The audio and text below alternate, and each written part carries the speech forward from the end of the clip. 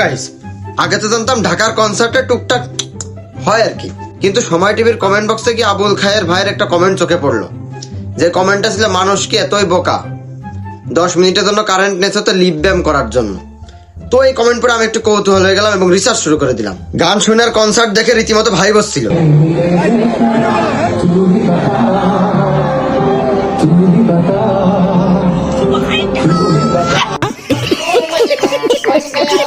এটা কি দেখলাম? ও মাই গড, ব্রাদার নিশ্চয়ই এই পালের মাঝি, ভাই এই পালের মাঝি। এই রিসেন্টলি হয়তো 1 বছর আগে ব্রেকআপ হয়েছে। Now I am very excited, I am very excited.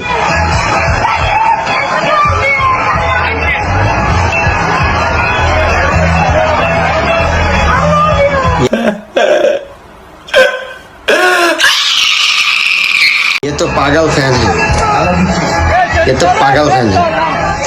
বোন এরকম যদি তুই তোর স্বামীর সাথে মানে এর অর্ধেক যদি তুই করতেই, এসব তোর ডিভোর্স থাকতো না।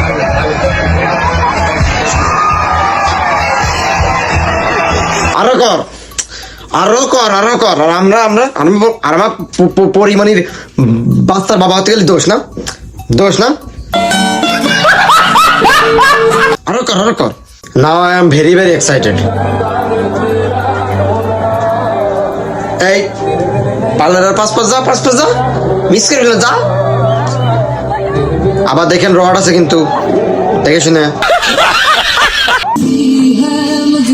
এখানে আবার করে কি গাছ ধরে করে কেন, গাছ ধরে ঠাটাটি করে কেন, কি ধরনের ঘষাঘষি?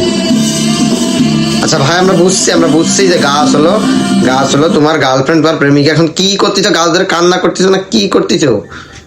আবার উত্তর দিতে যাচ্ছ নাকি?